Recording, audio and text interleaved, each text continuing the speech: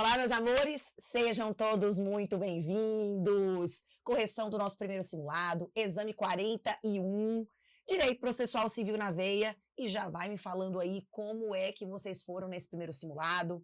Raquel, a coisa tá feia, mas vai melhorar. Raquel, tô mandando bem. Mantenha-se humilde, segue seu caminho. Né? Quem tá no meio a meio, vamos seguir, gente. Ainda há tempo de se preparar.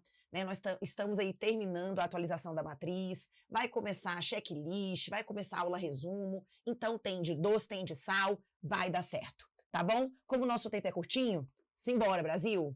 Olha o que eu tenho aqui para vocês. Basicamente, gente, primeira questão, que é a questão de número 47, nós temos aqui, Manuela contraiu um empréstimo com o Banco Monetários, dando como garantia hipotecária um dos seus imóveis alugados. Então, gente, a Manuela, ela tem esse imóvel aqui, tá bom? Ela tem esse imóvel aqui, isso aqui é a certidão de ônus. Ela fez aqui, ó, estabeleceu uma primeira garantia hipotecária, né? Ela contraiu um empréstimo com o banco quê? Com o Banco Monetários, dando como garantia hipotecária um dos seus imóveis alugados. Posteriormente, contratou um novo empréstimo com o banco Money Free, dando o mesmo imóvel como garantia hipotecária de segundo grau. Beleza. Fui lá, nós temos um segundo credor, é o banco Money Free, ok? Beleza. Considerando o vencimento da segunda garantia hipotecária, né? Então, considerando o vencimento da segunda obrigação, diante da inadimplência de Manuela, o Banco Money Free promoveu uma execução autônoma contra a executada, né, uma execução de título executivo extrajudicial, indicando a penhora o referido bem. Até aí tudo bem, né, gente? O Banco Money Free promoveu uma execução autônoma, executou o contrato contra a Manu, e indicou bem. Né, a minha hipoteca é de segundo grau, mas eu posso indicar esse bem à penhora. Só que a gente tem que respeitar aí a ordem, né? Mas beleza, indicou bem a penhora. Só que o Banco Monetários não foi intimado da referida penhora, apesar de sua preferência diante da prioridade do registro de sua hipoteca, né? A gente pode penhorar esse bem? Pode. Mas tem que o quê? Intimar, tem que dar preferência para o primeiro credor hipotecário. Isso não aconteceu. Então, assim que ele tomar ciência desse ato, o que o banco pode fazer? Já que ele foi preterido, o Banco Monetários, ele pode opor embargos à execução alegando penhora incorreta? Ele não é o devedor, tá, gente? O Banco Monetários. Ele é um terceiro que acabou sendo atingido aqui, né, em relação à sua preferência. Apresentar oposição para reivindicar o bem, ajuizar ação de reintegração de posse ou opor embargos de terceiro diante do desrespeito à sua preferência e falta de intimação no processo. Gente, essa aqui foi muito fácil, né? Pelo contexto aqui da própria assertiva, né? Eu estou sofrendo uma constrição indevida, né, num determinado bem sobre o qual eu tenho uma garantia. Então, eu teria que ser intimado, tem que ser dada preferência. Então, aqui há uma hipótese específica mesmo de cabimento dos embargos de terceiro. Então, volta, que é um procedimento especial de jurisdição contenciosa, tá? Então, gente, aqui eu coloquei vários dispositivos falando sobre a necessidade de intimação desses credores, né? Então, olha lá, considera-se um terceiro lá nos embargos de terceiro, tá? Isso no artigo 674. O credor com garantia real para obstar uma expropriação judicial do objeto de direito real de garantia, caso não tenha sido intimado nos termos legais dos atos expropriatórios respectivos. Então, essa necessidade da intimação, ela está prevista no 674, ele é um terceiro que pode entrar por embargo de terceiro, e sobre a necessidade dessa intimação, eu coloquei aqui, né, o 799, né, o 804, o 889. Então, os artigos que falam da necessidade da intimação desses credores com garantia real, tá? Entre outros. Uma questão simples, tá? Questão 48. O Júlio casou-se com a Margarete. Então, aqui, gente, Júlio se casou com Margarete. Questão fácil. no regime da separação obrigatória de bens em 2020, em virtude de o casal ser septuagenário. Eles tinham, quando se casaram, mais de 70 anos. Todavia, na presente data, junho de 2024, eles querem alterar o regime do casamento para a comunhão universal de bens, com efeitos inclusive retroativos, uma vez que os seus filhos já são maiores e capazes, além de gozarem de uma confortável situação financeira. Assim, eles querem unir os seus patrimônios e viajar para os mais variados destinos do planeta, aproveitando a vida e a companhia um do outro. Gente, será que as pessoas que têm mais de 70 anos e que nesse contexto aqui, né, ainda não tinha alteração dada pelo Supremo, eles se casaram em 2020, então eles se casaram na separação obrigatória de bens, artigo 1641, inciso 2, e agora eles querem mudar. Gente, é o procedimento especial de jurisdição voluntária, ação de modificação de regime de bens, tá? Raquel, inclusive, agora até os septuagenários podem fazer alteração. Em regra, quando você entra com a ação para modificar o regime de bens, em regra, tá? A modificação ela tem efeitos ex nunc, dali para frente. Mas quando você muda o regime do seu casamento para a comunhão universal, o STJ entende o quê? Não tem sentido, né? Não ter efeito retroativo, porque na comunhão universal vai comunicar tudo. Então, aqui eles estão saindo da separação obrigatória para a comunhão universal. Então, a decisão pode ter efeitos retroativos no caso da comunhão universal de bens, sim. E aí eu coloquei um julgado nesse sentido do STJ e a orientação agora que foi dada pelo Supremo em fevereiro desse ano, 2024, dizendo que a pessoa que vai se casar hoje, né, e tem mais de 70 anos, ela pode não casar na separação obrigatória, desde que ela faça constar a sua determinação de vontade, a sua manifestação de vontade, por meio de uma escritura pública, tá? Então, eu coloquei esses temas para vocês. Raquel, então, eles podem mudar?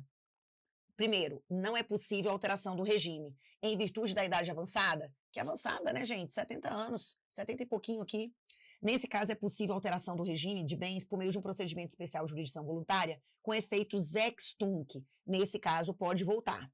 Nesse caso, é possível alteração do regime de bens por meio de procedimento especial de jurisdição voluntária, com efeito dali para frente? Nesse caso específico, não.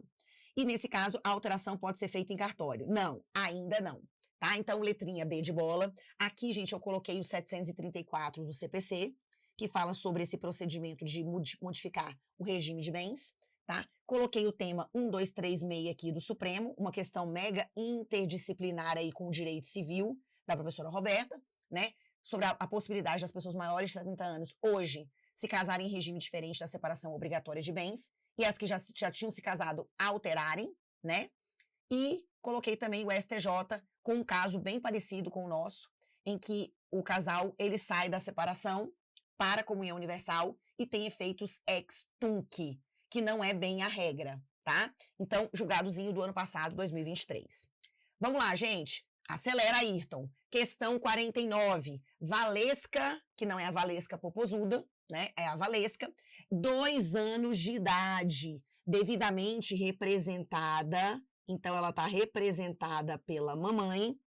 A Micaela promoveu uma ação de alimentos. Qual que é a questão principal aqui, gente? Qual que é o pedido? Questão principal.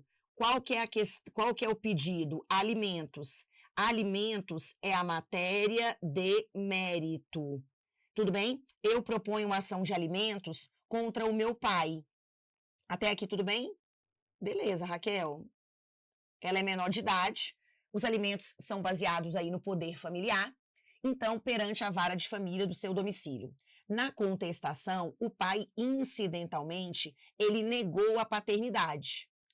O pai disse que ele não é o pai. Ele questionou a própria filiação. Só que aí ele trouxe isso aqui como uma questão incidental. Eu não vou pagar não, porque eu não sou o pai. Então, ele trouxe uma questão incidental, que é prejudicial, né? Então, sem pedido reconvencional, não teve, afirmando ter sido induzido a erro, pleiteando inclusive a realização do exame de DNA. Então, ele disse, olha, filiação, eu não sou o pai, eu não quero, vão fazer esse DNA e eu não vou pagar alimentos coisa nenhuma. Beleza? Então, ele pede o DNA. Em réplica, a autora concordou com a realização do DNA e afirmou que as alegações do réu eram inverossímeis. Ocorre que após o DNA negativo, então teve réplica. Depois da réplica, teve a prova pericial, não foi isso? E aí, para nossa surpresa, ele não é o pai, o juiz teve que dar a sentença. Gente, lembra, ele deu a sentença. E ele se manifestou, primeiro, ele se manifestou sobre a ausência de vínculo entre autor e réu e julgou improcedente o pedido de alimentos. Ressalte-se que da decisão não foi interposto recurso, operando-se o trânsito em julgado. Lembra que na sentença, eu tenho aqui, gente, na sentença, eu tenho o relatório, onde o juiz faz o resumo do processo, a fundamentação e o dispositivo. Onde é que o juiz conclui? Onde é que o juiz se manifesta sobre os alimentos? Aqui, o mérito, quando ele julga lá improcedente, tá aqui. E onde é que ele vai falar sobre a filiação? Dizendo, realmente ele não é o pai, dentro da fundamentação. Mas lembra que aqui eu tenho uma diferença. É uma questão, a filiação que foi questionada, que é o fato gerador aqui para os alimentos, a filiação, ela é uma questão prejudicial, ela é uma questão incidental. Então, dela depende o julgamento do mérito, saber se ele é o pai ou não, tem toda uma diferença para o juiz apreciar os pedidos, né, o pedido dos alimentos. Então, houve aqui ampla dilação probatória, teve contraditório, né? Então, assim, teve a manifestação da parte autora, teve DNA. Então, aqui, excepcionalmente, a questão dos alimentos vai fazer coisa julgada material? Vai, o juiz julgou improcedente. É uma decisão de mérito transitada em julgado.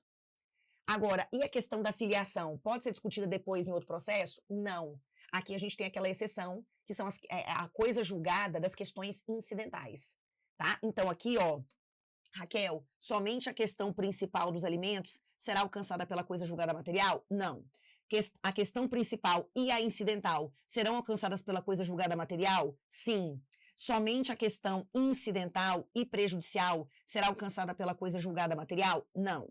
A questão relacionada à paternidade e filiação só poderia fazer coisa julgada material se houvesse pedido reconvencional, convertendo a questão incidental em principal. Não precisa, porque eu preenchi os requisitos aqui do artigo 503, parágrafo 1º.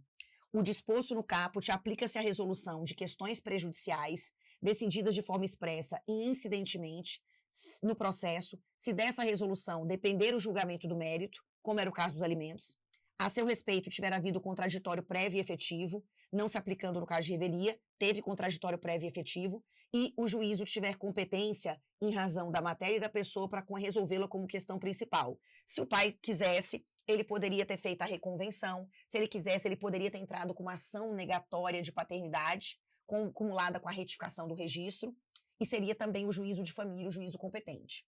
Por preencher todos esses requisitos, nós, embora a questão da filiação esteja dentro da fundamentação, né, faz coisa julgada material também. É uma exceção, tá? Então, esse dispositivo, essa questão, gente, já foi cobrada, inclusive, bem parecida, viu? Na prova da OAB. Já cobrei em simulado, então só para a gente poder, né, focar na redação, na leitura. Eu gravei uma aula sobre coisa julgada, tá na plataforma de vocês, então é só você revisar, para saber quando é que eu posso ter coisa julgada material de questões incidentais. Não é sempre, tá? Eu tenho que preencher esses requisitos aí do parágrafo 1º, tá?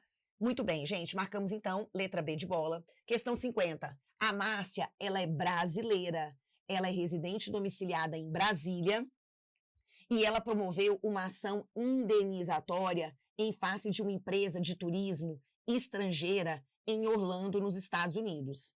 Então aqui, gente, a Márcia, o processo, ele tramitou nos Estados Unidos, ok? O processo tramitou lá. Ela promoveu uma ação indenizatória em face de uma empresa de turismo estrangeira em Orlando, nos Estados Unidos. Após o devido processo legal, Márcia obteve o acolhimento de todos os seus pedidos, tendo a decisão transitada em julgado. Então, eu ganhei. Raquel, é uma sentença estrangeira. Exatamente. É uma sentença estrangeira. É um título executivo judicial. Posteriormente, Márcia descobriu que havia uma filial da referida empresa no Brasil, razão pela qual deseja executar a referida decisão em seu país, uma vez que a executada tem bens no Brasil. A partir dessa realidade, assinale a alternativa correta. Então, Raquel, aqui me parece, né, nos parece um caso de competência de jurisdição brasileira concorrente. Eu resolvi entrar com a ação fora e agora eu quero que a sentença estrangeira produza efeitos aonde? No Brasil. Gente, para ela produzir efeitos no Brasil, nós temos que fazer o quê? Passar pelo STJ, homologar essa sentença estrangeira e depois executar na Justiça Federal de primeira instância, tá? Então aqui, ó, o advogado de Márcia, ele pode promover imediatamente o cumprimento de sentença no juízo civil do domicílio dela? Não, tem que passar pela homologação primeiro. A execução só pode ocorrer após a concessão do exequatur da carta rogatória, isso se fosse decisão interlocutória estrangeira, não é o caso. A execução do título pode ocorrer no Brasil, justiça comum estadual, é na federal. A execução do título pode ocorrer no Brasil, Justiça Comum Federal, após a homologação da sentença estrangeira pelo STJ. Questãozinha fácil também, viu, gente? Falando sobre cumprimento de sentença envolvendo sentença estrangeira homologada pelo STJ. Então, letra D, aqui eu coloquei, né, algumas informações sobre a homologação e sobre os títulos executivos judiciais, tá bom? Questão 51, gente. Suzana promoveu uma demanda de cobrança. Então, a Suzana entrou, com uma cobrança em face de Nelson, perante o Juizado Especial da Barra da Tijuca. Opa, peraí, Brasil. É o quê? É o quê? É o quê? Juizado Especial. Raquel, é Lei 9.099. Mudei a ficha aqui, então simbora. Cujo valor da causa era 15 mil. Então, com esse valor aqui, eu sei que até 20 salários mínimos, eu não preciso de advogado, né? Tá bom. Ressalte que Suzana, ela não estava patrocinada por advogado ou defensor. Não precisava. Após a tramitação do procedimento, com a revelia de Nelson, foi proferida uma sentença acolhendo parcialmente os pedidos de Suzana. Gente, o Nelson não deu as caras, ok? O Nelson não deu as caras e no final eu me dei bem. Então a Suzana teve aí só que a sentença, gente, foi parcialmente procedente. Isso é importante, né? Julgou parcialmente, acolheu parcialmente. Inconformada, a Suzana deseja impugnar a decisão. Raquel, eu já sei que para impugnar é recurso inominado, né? É sentença, da sentença cabe recurso inominado e lembra, o prazo é de 10 dias. É o recurso que faz as vezes da apelação. Tá bom. Suzana deve constituir um advogado ou defensor e interpor recurso de apelação? Apelação não. Suzana deve constituir um advogado ou defensor e interpor recurso inominado, dotado de efeito apenas devolutivo? Bingo! O recurso inominado, em regra, só tem o efeito devolutivo. Suzana pode interpor o recurso inominado no prazo de 10 dias, independentemente de advogado? Não. Para recorrer, independentemente do valor da causa, eu preciso do advogado no juizado, tá? E, inclusive, vou pagar preparo, vou pagar 2 guias, uma de custas iniciais, que até agora eu não tinha feito nenhum pagamento, mais o preparo, a menos que ela tenha gratuidade de justiça. Beleza? Suzana deve constituir um advogado ou defensor e interpor recurso inominado sem a necessidade de recolher preparo. Gente, tem que recolher preparo sim. Então, questão simples, né? Você se situou lá no início, quando o enunciado fala que ela estava no juizado especial. Então, marcamos a letra B. Coloquei aqui, gente, Lei 9.099 de 95, tá? A questão do recurso inominado, artigo 41, artigo 42, tá? Tranquilo, né? Vamos para a última questão. Cecílio foi demandado em uma ação indenizatória por sua ex-mulher. Então, gente, ó, a Lívia promove uma ação contra o Cecílio. Ação contra o Cecílio. Então, Cecílio foi demandado em uma ação indenizatória por sua ex-mulher, tendo sido condenado ao pagamento de uma indenização no valor de R$100 mil. Após a confirmação da decisão, por meio de acórdão que julgou a apelação do réu, foi promovido o cumprimento de sentença. Então, aqui, gente, o Cecílio foi condenado, tudo bem? Aqui nós já temos um título executivo, foi condenado. Aqui está dizendo que essa decisão foi confirmada. Por quê? Porque rolou aqui o recurso de apelação, a gente fazendo a nossa linha do tempo. Aqui teve o acórdão. E o que, gente? A situação do Cecílio permaneceu a mesma. Foi condenado. Diante do não pagamento, já foi para execução. Após a confirmação da decisão por meio do acórdão que julgou a apelação, foi promovido o cumprimento de sentença. Então, eu estou aonde? No cumprimento de sentença. Cumprimento de sentença. Diante do não pagamento do débito no prazo legal, foi promovida a execução forçada. Então, lembra, no cumprimento de sentença, eu fiz o meu requerimento, atualizei o valor, intimo o Cecílio, ele tinha 15 dias para poder o quê, gente? Pagar, né? E aí, se ele não faz o pagamento, vai ter aquela multa de 10%, vai ter honorário de 10%, protesto do título, negativação do nome dele. Depois dos 15 dias para pagamento voluntário, começa um outro prazo de 15 dias para impugnação, caso ele queira impugnar. Só que eu sei que depois dos primeiros 15 dias para pagamento voluntário, o que acontece? Se eu não paguei, vai começar a execução forçada, a fase de penhora, avaliação. E o que aconteceu? Como ele não pagou, diante do não pagamento do débito no prazo, foi promovida uma execução forçada com a penhora online do valor de 80 mil encontrado na conta corrente do executado. Gente, ele foi condenado a pagar 100 mil reais. Olha aqui, 100 mil, condenação 100 mil. Raquel, eu achei na conta dele 80, beleza? Inconformado, Cecília alegou a impenhorabilidade do valor por meio de uma petição simples, apresentando um demonstrativo do seu salário no valor de 75 mil. Então ele disse, olha, tem 80 mil na minha conta, mas o meu salário é de 75. Então eu quero que esse valor não seja penhorado. Vamos lá. A partir desse contexto, assinale a opção. O juiz deve acolher a alegação de Cecílio, mantendo a penhora apenas de 5 mil reais. Então, se tinha 80 na conta e o salário dele é de 75 mil, então eu vou liberar o quê, gente? Eu vou manter penhorado só 5, porque eu não posso penhorar o salário dele. Só que assim, gente, em regra, a gente só penhora a remuneração para pagamento de pensão alimentícia, não é? Mas lá no parágrafo 2º do artigo 833, ele diz que quando a pessoa recebe acima de 50 salários mínimos, aquilo que transbordar pode ser atingido por pagamento de qualquer dívida. Estão lembrados disso? Então aqui, como sua remuneração é superior a 50 salários mínimos, a quantia excedente pode ser penhorada? Bingo, bingo! Todo valor penhorado deve ser liberado, uma vez que a remuneração do sujeito só pode ser atingida por pagamento de pensão alimentícia. E tal alegação só pode ser feita por meio de impugnação ao cumprimento de sentença. Não, essas matérias, né, como a impenhorabilidade de salário, essas matérias que são consideradas até hoje, né, de ordem pública, podendo ser conhecidas de ofício pelo juiz, eu posso alegar por meio de petição simples. Então, eu poderia ter alegado isso na impugnação? Poderia. Poderia ter feito isso por meio de uma exceção de pré-executividade, petição simples, tá bom? Então, volta aqui para mim. É uma questão tranquila. E aí, gente, lembra, eu até coloquei aqui, considerando o salário mínimo atual, 1.412, 50 vezes 1.412 dá 70 mil, né? 70.600. Então, aquilo que transbordar os 70 mil, não, 50 vezes dá 70 mil.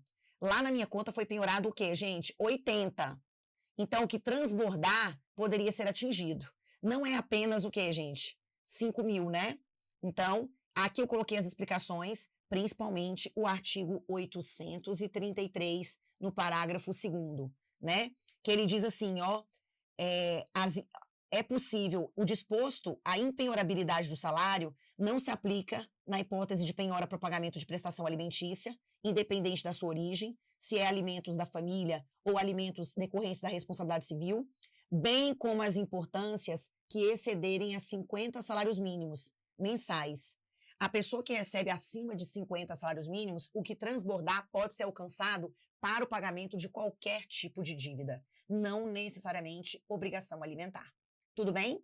Então, volta aqui para mim. Raquel, marcamos então a letra B de bola e com essas considerações a gente consegue fechar aqui o nosso simulado, tá? Gente, espero que tenha sido produtivo para vocês. É apenas o primeiro, inclusive já estou até atrasada para entregar o segundo, que já estão na minha cola, né? Então, assim, a partir desse simulado, façam todas as leituras, esse materialzinho que eu deixei para vocês aqui, né? Esses comentários, vai lá, vê o que você errou, faz seu esquema, não esquece de quando está lendo o enunciado, montar a sua linha do tempo, lembra disso? Para ver o que está acontecendo no processo e você se situar, tá? E também deixo aqui para vocês, como complemento de estudos, o meu canal lá no YouTube, aqui no YouTube também, na plataforma Direito para Desesperado. Tá cheio de aula lá, em formato de teoria, de exercícios, voltadas para a OAB. Então, 0800, vai lá, escolhe o tema que você está com mais dificuldade, olha, assiste as videoaulas, tá? E vamos seguir em frente, levanta essa cabeça, gente. Tá só começando, tá? Não fica se dando aí por vencido, não. Nós somos guerreiros, nós vamos até o final, tá? Então, eu prometo para vocês que esse negócio vai dar certo. Segura na minha mão e vem comigo. Evento aí continua. Eu tive que deixar... hoje, gente, é sexta-feira. Eu vou dar uma fugida de Brasília, então eu tive que deixar essa aulinha gravada, tá? Mas o que, gente? Eu vou tentar acompanhar a correção, né, pelo celular. Então, contem comigo sempre. Beijo no coração, fiquem com Deus. Bons estudos.